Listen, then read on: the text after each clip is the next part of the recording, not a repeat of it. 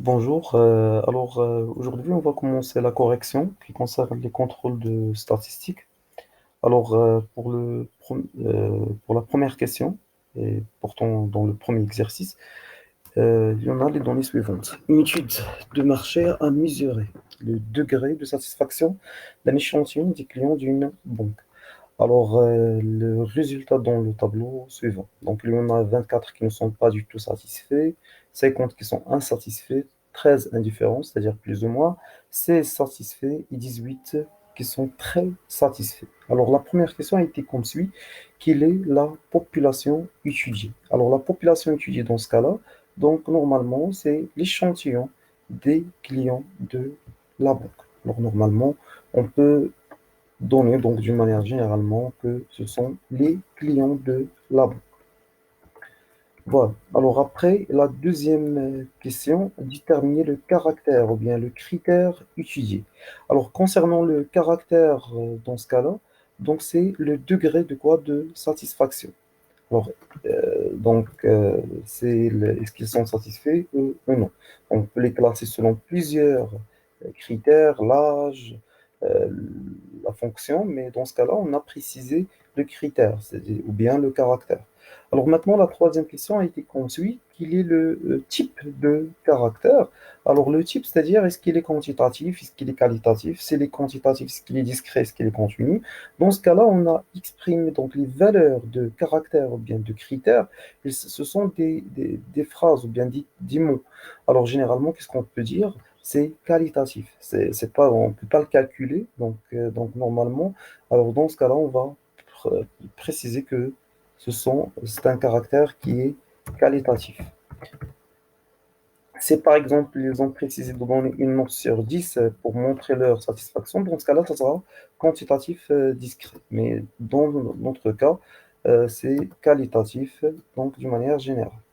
La question suivante, c'est de calculer l'effectif total. Alors, pour calculer l'effectif total, donc on va essayer de faire la somme de tous comment on peut dire, de tous euh, les clients.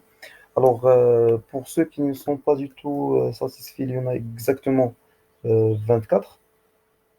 Alors, ceux qui ne sont pas du tout satisfaits, il y en a 24. Après, plus 50. Et de même, plus 13 qui sont indifférents. Après, il y en a 16 qui sont satisfaits et 18 qui sont très satisfaits. Alors, on peut dire, donc, la somme en fin de compte, c'est exactement 121. Alors ça pour l'effectif total. Alors l'effectif total, donc automatiquement n égale à 121. Donc ça c'est l'effectif total, c'est-à-dire l'ensemble de tous les clients de la banque ou bien l'ensemble des échantillons qu'on a sélectionnés pour réaliser cette étude. Alors maintenant, la cinquième question a été très simple.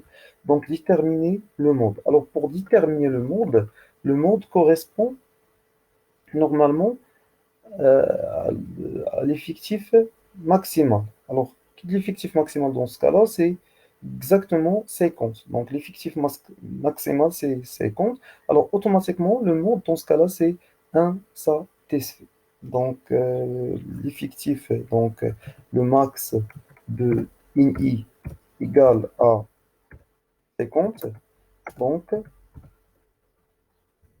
le monde, c'est-à-dire le critère, la valeur du critère la plus utilisée. Donc, dans ce cas-là, donc le monde est insatisfait. Donc, toujours pour préciser le monde, il suffit de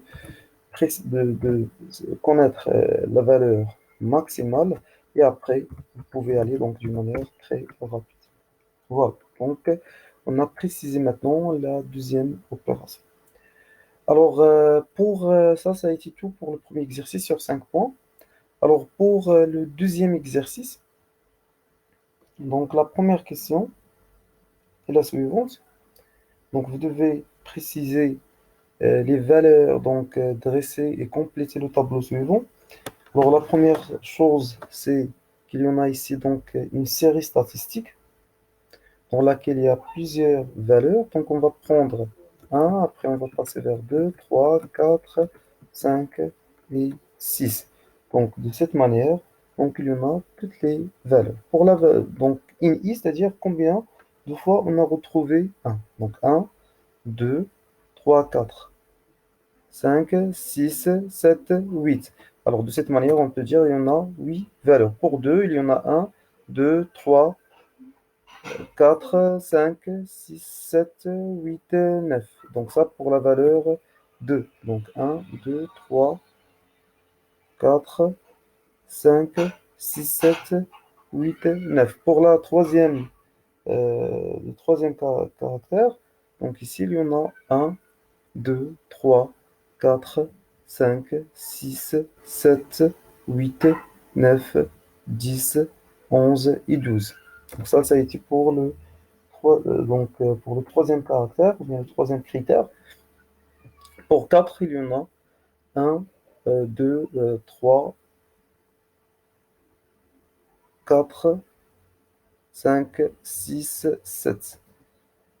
Et pour 5, il y en a un, 2, 3, 4. Et finalement, 6, il y en a un. Je rappelle que ces valeurs représentent normalement la distribution selon le nombre d'enfants. C'est bon? Donc c'est selon le nombre d'enfants des salariés d'une entreprise.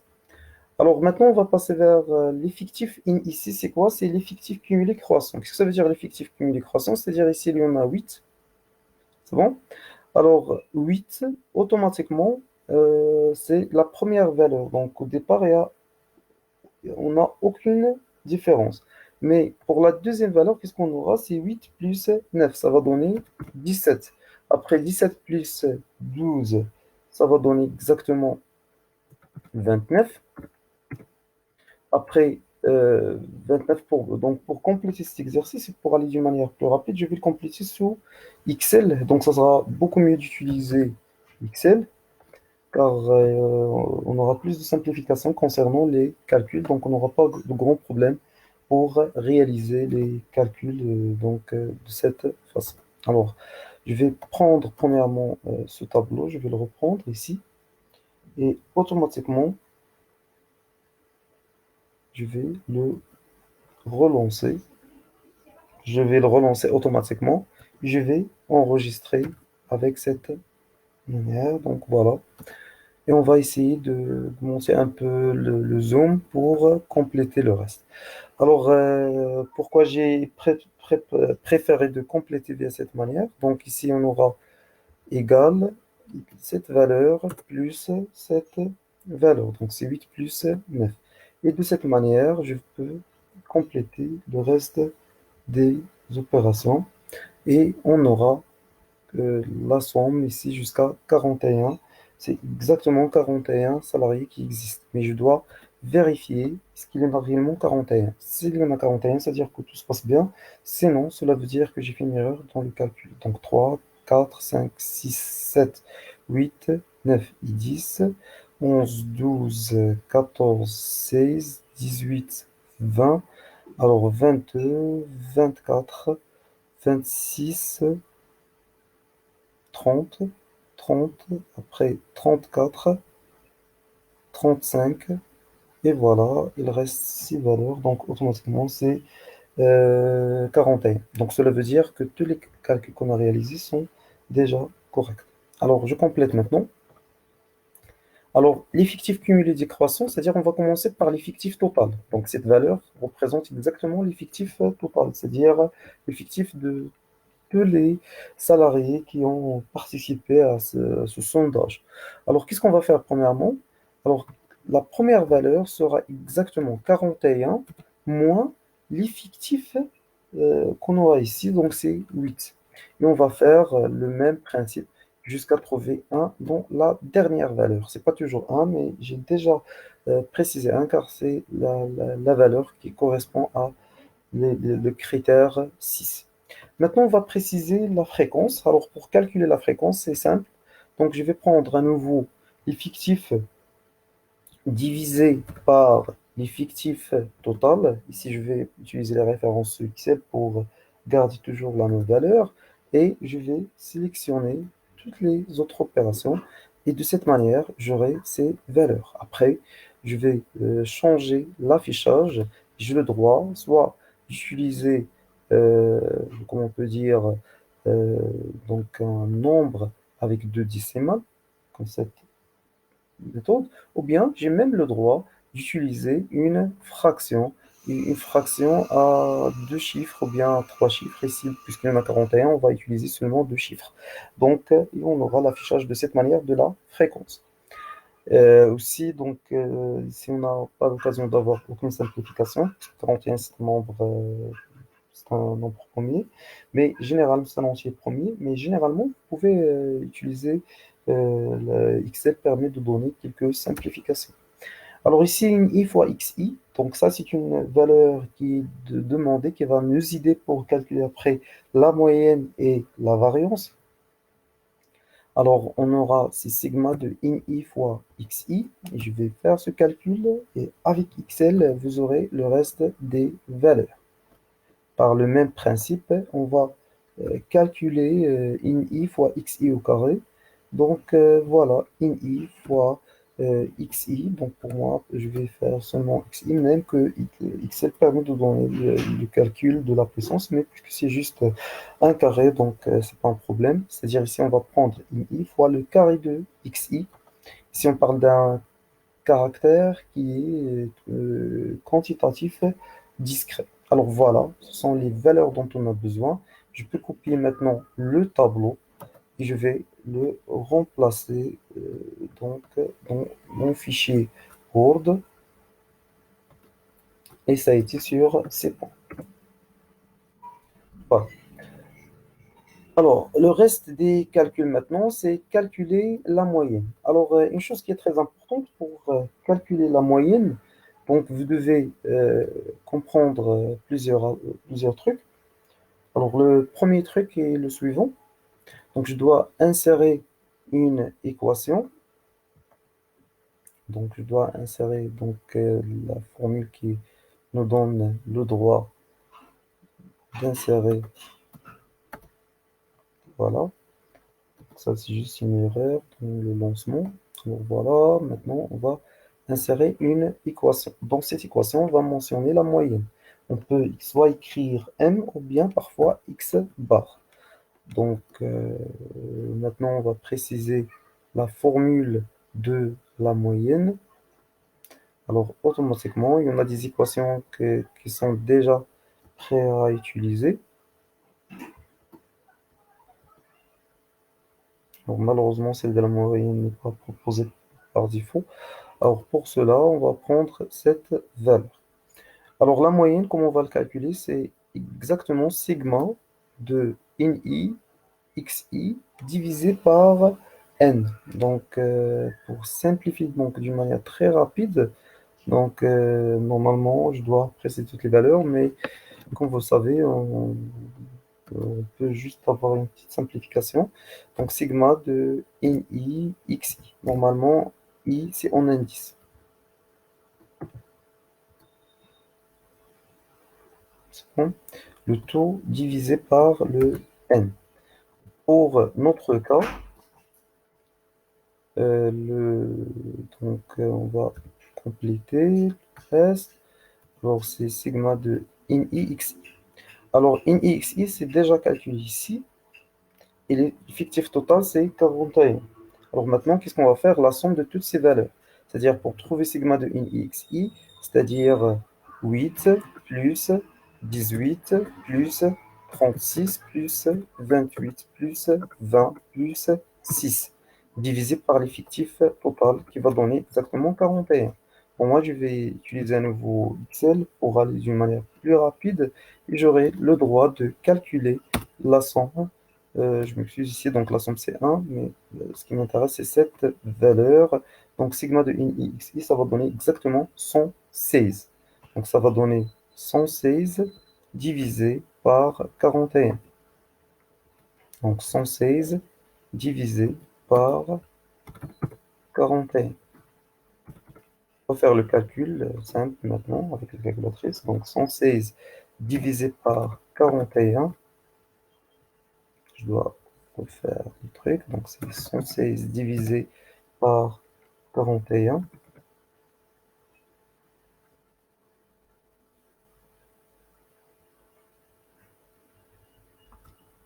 Donc, c'est 2,82.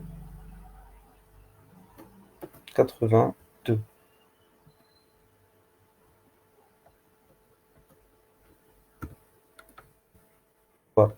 Donc, de cette manière, on a calculé la moyenne. Il suffit parfois de prendre seulement deux valeurs après virgule. Alors maintenant, on va passer vers le calcul de la variance.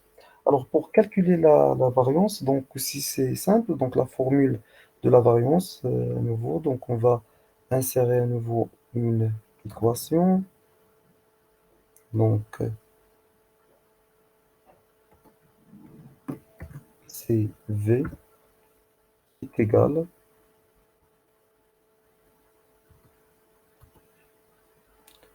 Alors cette valeur, donc la variance, c'est sigma à nouveau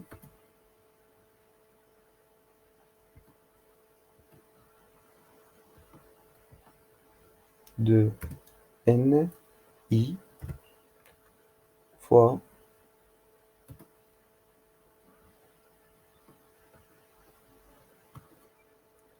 xi au carré. I au carré divisé par n moins, pour notre cas, x bar au carré. X bar, c'est exactement la moyenne. Donc ici, on va préciser x bar, voilà, x bar,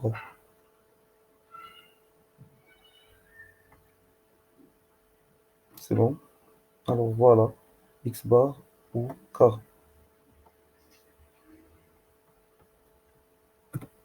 Donc voilà, de cette manière, ici, je peux, pour montrer que x bar, c'est presque la même chose, donc je vais faire un petit CTRL-C ici pour montrer que c'est exactement la même valeur de la moyenne, que x bar, c'est exactement la même valeur que la moyenne. Voilà. Alors maintenant, pour trouver la variance, donc il suffit de faire ces deux valeurs. Heureusement à nouveau, donc on a déjà sigma de in x bar, in i, x i au carré, c'est déjà calculé ici. Et pour cela, voilà. Donc c'est exactement 400. Donc on aura sigma de in x qui est x i au carré. Donc ici on va compléter. Voilà, égal. À nouveau, c'est 400 divisé par l'effectif total qui est 41 moins x bar au carré qui est exactement,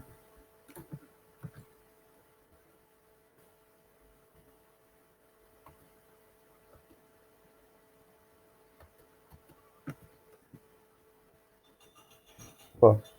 Alors maintenant, pour faire le reste des calculs, donc c'est 2 fois, voilà. Donc ici c'est 8, donc ça c'est xi au carré, donc c'est la première valeur. Alors, soit qu'on peut utiliser le calcul via, donc après on va ajouter un petit moins, plus, entre parenthèses, 400 divisé par 41. Alors voilà, donc la variance, donc ici on a calculé 2,80 au carré, on ajoute le moins, après 400 divisé par 41. Donc on peut trouver directement que la valeur finale, c'est exactement 9,75. Comme vous allez remarquer, c'est juste le début qui est un peu difficile, mais le reste, c'est très très simple. Alors maintenant, le calcul de quoi? De l'écart type. Alors l'écart type, c'est exactement la racine de la variance. Alors pour trouver l'écart type, alors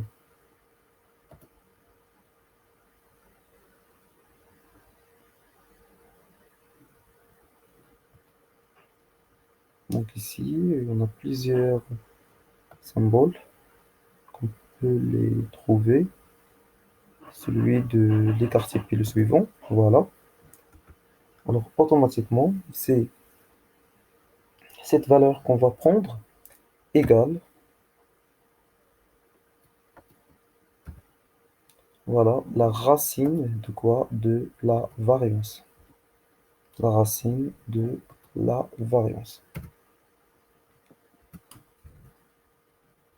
Ce qui va donner exactement, normalement, c'est la racine de 9,75.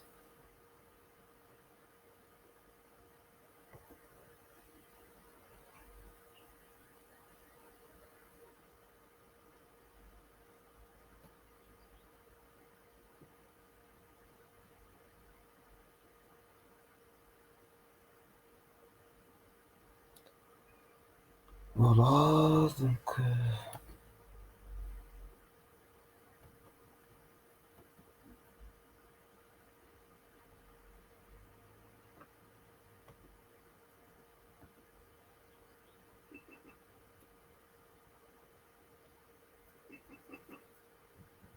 voilà.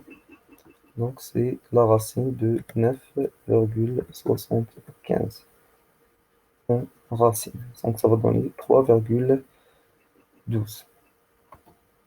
3,12. Pour maintenant, ça a été pour cette première partie. Donc, après, qu'est-ce qu'on va chercher? On va chercher la médiane. Alors, généralement, pour trouver la médiane, il y a plusieurs méthodes. Alors, pour cela, on va préciser quelques astuces et on va travailler pour une première opération. Alors, la médiane sera comme suit. Alors, je dois, premièrement, l'étape pour trouver la médiane, je dois préciser l'effectif total, qui est exactement 41. Et je dois le diviser par 2. Alors, ça va donner 41 divisé par 2. Exactement 1,5. Je vais chercher la première valeur qui dépasse 20,5 dans l'effectif cumulé croissant. Alors, cette valeur, c'est 29. Donc, la médiane, c'est la valeur qui correspond. Car la médiane, qu'est-ce qu'il permet? Il permet de diviser notre population sur deux valeurs. C'est-à-dire, si on a pris tous les, comment on peut dire, tous les salariés, on a classé selon le nombre de leurs enfants, ceux qui ont un, deux, celui qui sera dans la moitié, c'est-à-dire 20 ici, le 21, la 21e position, donc il aura comme caractère 3. Alors, pour cela, on peut dire, donc la première valeur qui dépasse 20,5, c'est 29. Alors, on peut comprendre rapidement que la valeur correspondante, c'est exactement 3. Alors, de cette manière, la médiane, donc, la médiane, c'est 3. Alors, normalement, 29, pour donner quelques applications, donc 29 est la première valeur qui dépasse 20 ID. Alors, pour les quartiles, il y en a normalement trois quartiles. Donc, il y a le premier quartile et le troisième quartile. Le deuxième, c'est déjà la médiane. C'est déjà calculé. Alors, pour les quartiles, on va faire presque la même chose. On va diviser par 4.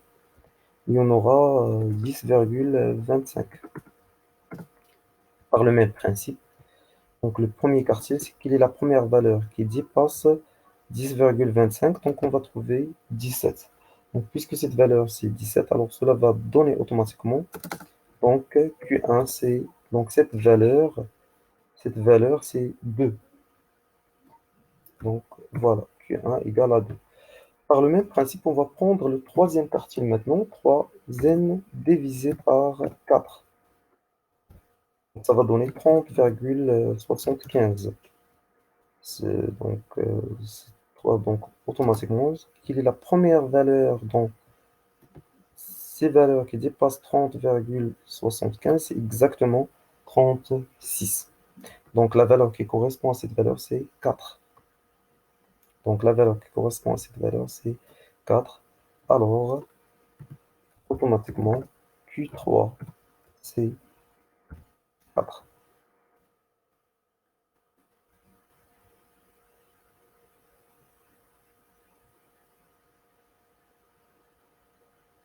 Car 36, c'est la première valeur qui dépasse les opérations. Alors maintenant, qu'est-ce qu'il me reste? C'est de dessiner ce qu'on appelle le diagramme en boîte.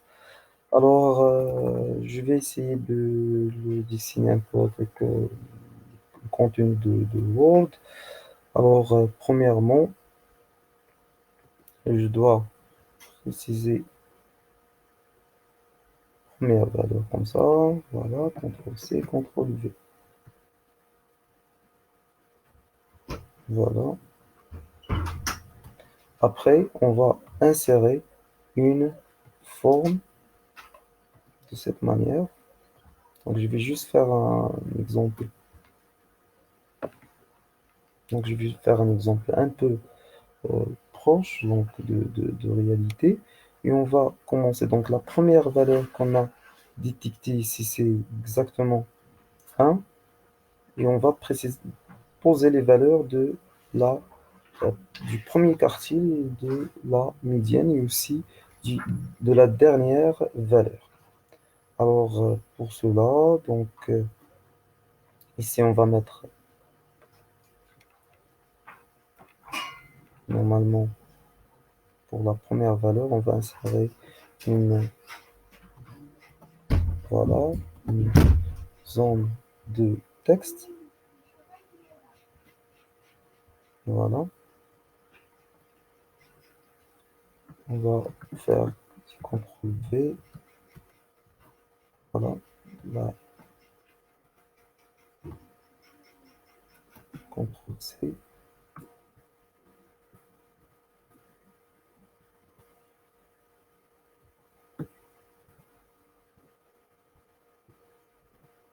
Normalement, on aura besoin d'une autre 5 valeurs. La valeur minimale, la valeur de Q1, la valeur de Q3 et la valeur finale et aussi la valeur de la médiane. Après, je vais insérer une simple forme avec laquelle je vais diviser cette partie. Et pour ce schéma, je vais le rendre comme ça. Voilà. Alors ici, il y en a la valeur minimale, c'est 1.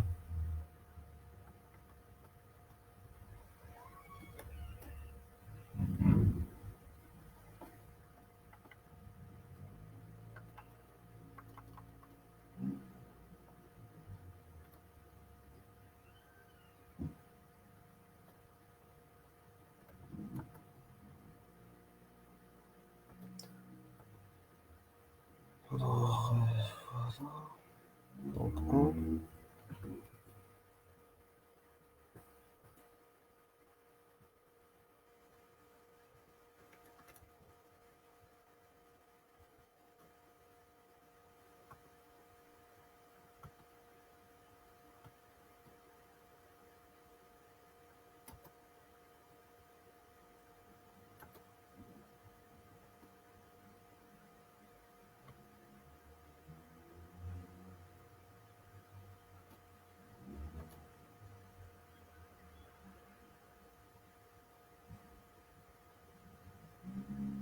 Donc pour la première position, c'est 1.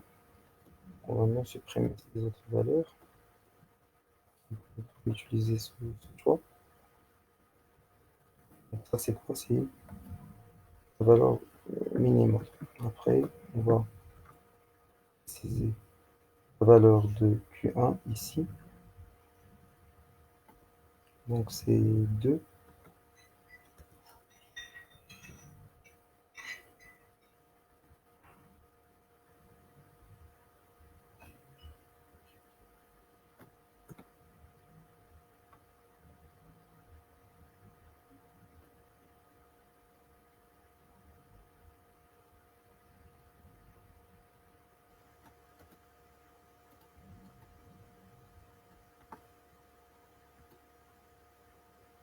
Voilà.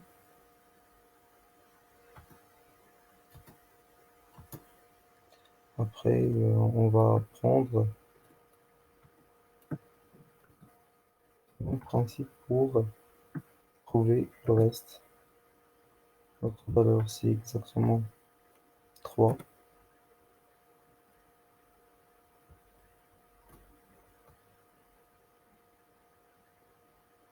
Après, on aura une autre valeur ici qui est exactement 4. Et bien sûr, la dernière valeur, c'est